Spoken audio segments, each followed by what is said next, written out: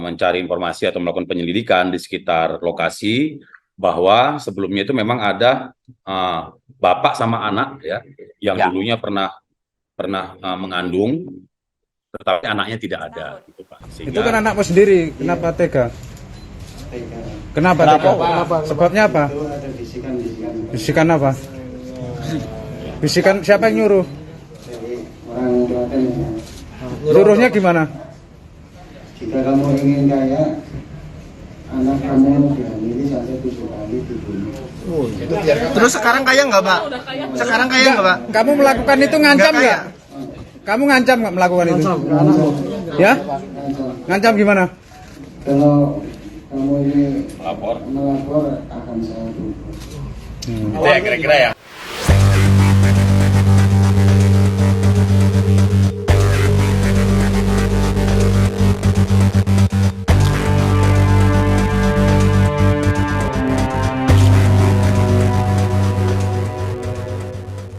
Pak, bisa dijelaskan nggak, Kak? Kebun tempat untuk memakamkan bayi-bayi itu milik siapa dan bagaimana polisi sampai ke nama E itu, Pak?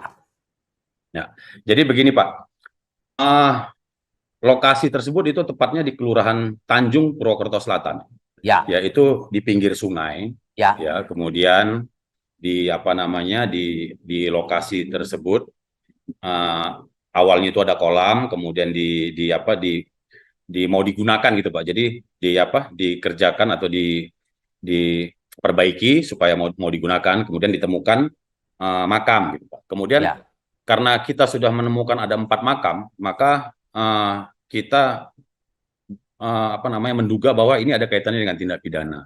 Kemudian kita mencari informasi atau melakukan penyelidikan di sekitar lokasi bahwa sebelumnya itu memang ada bapak sama anak ya yang dulunya pernah mengandung, tetapi anaknya tidak ada, gitu Pak. Sehingga berdasarkan keterangan itu kita langsung mengamankan saudari E ini, Pak. Pak, apakah sosok B ini memang benar adanya? Artinya orangnya ada gitu? Ya, itu tadi saya sampaikan Pak, bahwa ini semua kan keterangan dia dan sampai sekarang masih kita dalami.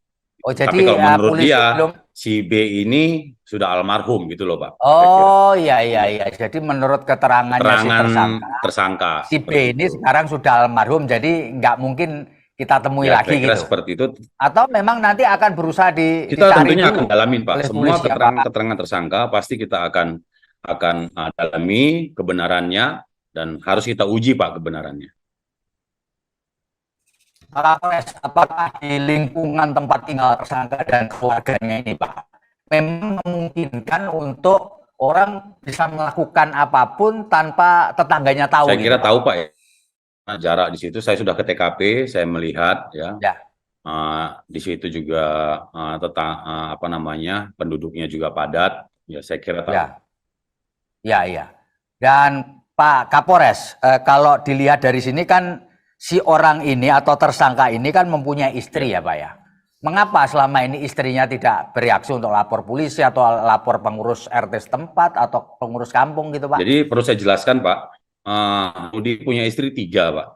Jadi yang pertama cerai, yang kedua cerai, kemudian yang ketiga yang sekarang ini yang punya anak saudari E, ini istri yang ketiga. Ini juga sudah cerai Pak statusnya. Kemudian ya sudah cerai juga statusnya.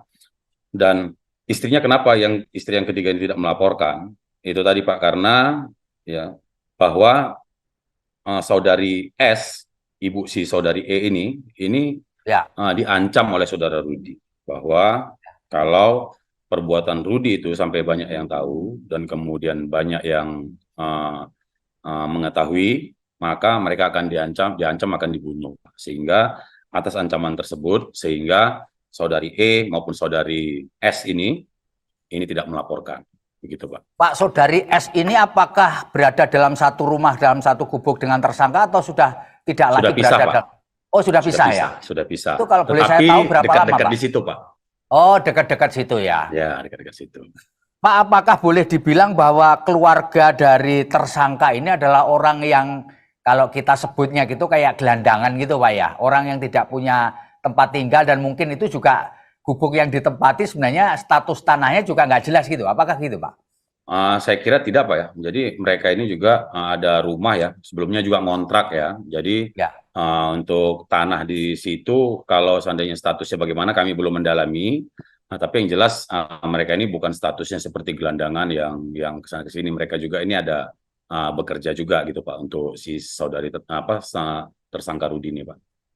Artinya sebenarnya dokumen kependudukan mereka ini lengkap ya, KTP ada, KK ada gitu ya Pak ya? Untuk sementara seperti itu Pak, ada Pak. Ya, Pak, apakah selama proses pemeriksaan ini terhadap korban bernama ini kelihatan mengalami shock atau gangguan kejiwaan gitu, atau biasa saja Pak? Kami tentunya nanti perlu berkoordinasi dengan ahli kejiwaan terkait dengan bagaimana kondisinya dia, sehingga kami belum bisa sampaikan saat sekarang ini. Nanti pada saat kita sudah periksakan, akan kita sampaikan lebih lanjut lagi Pak, terkait dengan kondisi kejiwaannya. Namun, sejauh ini memang ketika kita minta keterangan, tidak ada reaksi apa-apa.